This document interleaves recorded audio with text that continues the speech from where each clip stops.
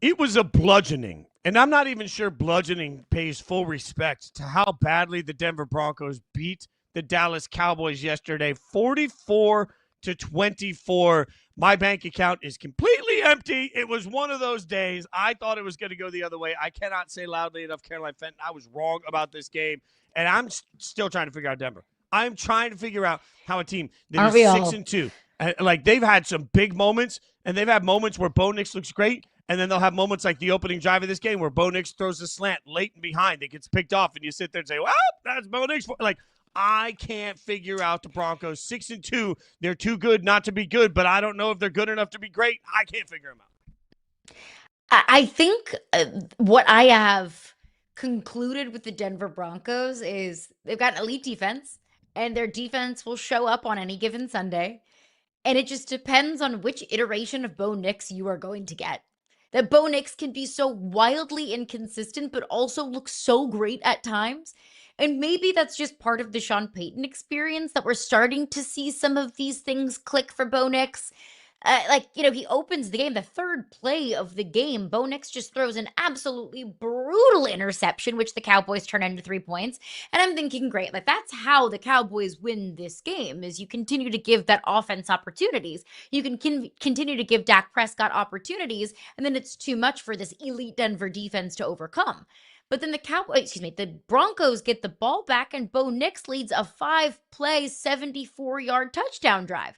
And that was really all she wrote from that point forward. Bo Nix was just on fire and firing on all cylinders. So I think that's what it is, that we can't figure this Denver Broncos team out, that we can't quite figure Bo Nix out. You just kind of have to hope that the defense holds it down enough for Bo Nix to figure things out, to have a 30-plus point fourth quarter against the New York Giants, and that's how they win football games. So this Broncos team is wildly difficult to figure out. But Fitzy, talk a lot about this Dallas Cowboys defense. And the defense was disappointing. This defense is disappointing. That we can maybe poke some holes in the is Bo Nix starting to figure things out argument by saying, okay, well, he had a monster fourth quarter against the Giants and was able to pick apart a depleted Cowboys secondary and an already bad Cowboys defense. But we knew this defense was going to be disappointing, didn't we? Like, we already knew that this Dallas Cowboys defense was going to be, absolutely brutal and absolutely miserable. We knew that. I think the Cowboys offense was the most disappointing part of any part of this game. That was the most disappointing unit on the field. Because we've said in order for the Cowboys to win football games, Dak Prescott's going to have to look like an MVP. This Cowboys offense is going to have to put up 35 points minimum. And they struggled. I mean, the Cowboys offense sputtered. The Cowboys offensive pre-snap penalties. My gosh, how many did they have on the day? It felt like 50 by half. But when Dak Prescott throws 2 picks and throws for fewer than 200 yards, when the run game runs for 3.5 yards a carry, when you have a middling Cowboys offense, that's the recipe for losing games when the defense doesn't really have much to show for it. So as impressive as this offense is, as bad as the defense was on Sunday, I think the Cowboys offense was the biggest disappointment on the day for me. I mean, I think what we learned about the Cowboys in this process is that there's no room for error for Dak. And that's system. It's based on the way they're built. This is not breaking news, right? Like, understand the way the Cowboys chose to build this team. And I think Jerry Jones saying afterwards, look, no one player is going to fix this defense. Like, I do think that there's truth to that. As much as we all sit here and say, man, you really need a pass rusher, go out and do something.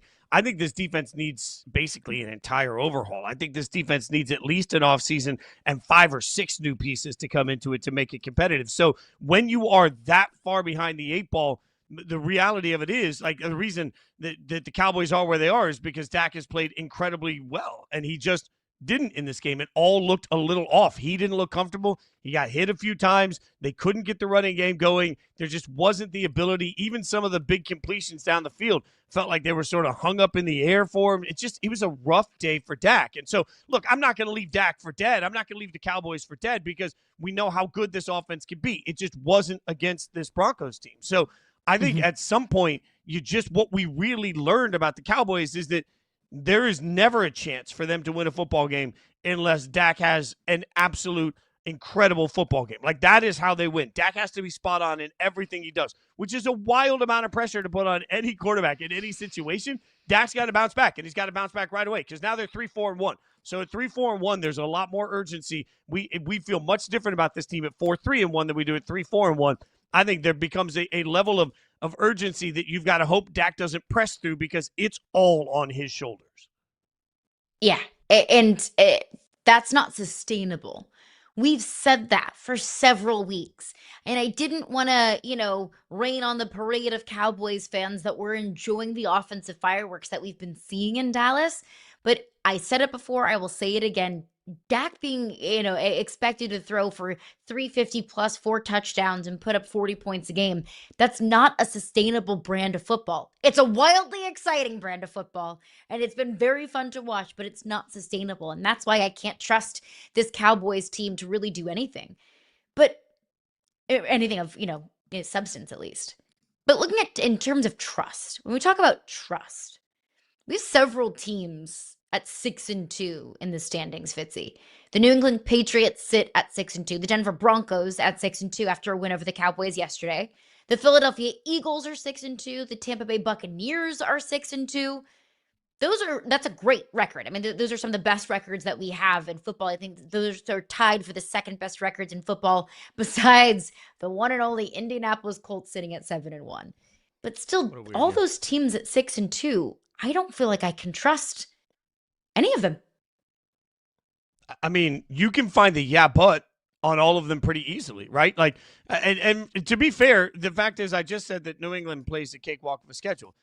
If you look at the Broncos schedule, their wins are over the Titans, who suck, the Bengals, who suck, the Eagles, that's a great win, the Jets, who suck, the Giants, who suck, and the Cowboys, whose defense is awful, and the Cowboys look like trash. So, I mean, that's 5 of their 6 wins right there. But if I want to downplay that, then I have to also acknowledge the Broncos still have 2 games left against the Raiders, who suck. And you just look across the board, the Broncos are going to get to 10, 11 wins. Like, they're going to get to 10, 11 wins. Do I trust Bo Nix in a playoff game? My God, no.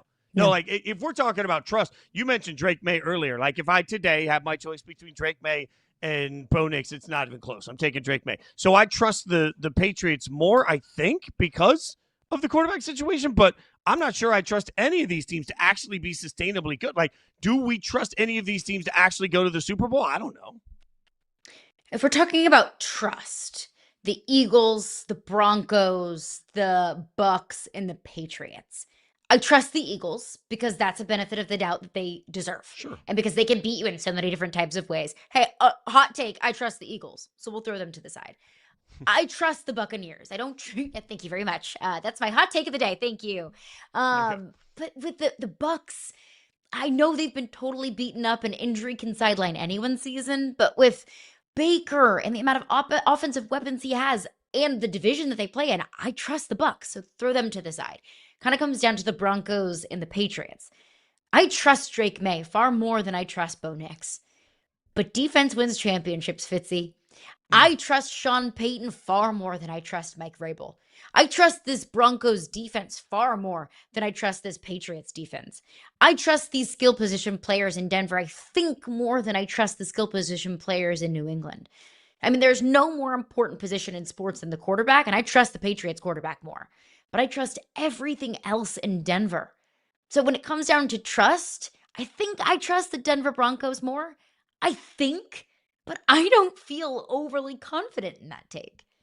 I also think, your coaching point is an important one here. Sean Payton has done such a good job of keeping Bo Nix level, right? And, one thing that I think all of us have talked about, but during his college time, Bo's home and away interception splits were staggering, meaning at home, he really never threw interceptions. On the road, he threw interceptions all the time. I talked to him about it when he was getting ready for the draft process and tried to ask him what the difference was. And he's like, I don't know, just bad luck, bad situation. I kept looking at it thinking, how do you fix that in the pros? Well, Sean Payton has fixed it by keeping Bo Nix incredibly level. Like, Bo Nix, to your point, throws just a staggeringly dumb interception on the first drive and then comes back in the next drive and looks like all of a sudden he's one of the best quarterbacks in the NFL, right? Like, the ability to put it behind him and keep moving forward is huge for Bo Nix. Like, I think the hardest part when we talk about trust is, you're right, I trust everything more. But at the end of the day, do I trust Bo Nix in a big game at the end of the, like when we need it? Do I trust him to make the perfect throw or the wrong throw? Because I don't see very often where we get out of New England a bad throw from Drake May. It is rare that we see a pick where we're like, what the hell was he looking at? But that does happen for Bo. So while I trust, you're right about everything, I still think that, I don't know, the trust I have in the quarterback to execute is what makes this wild.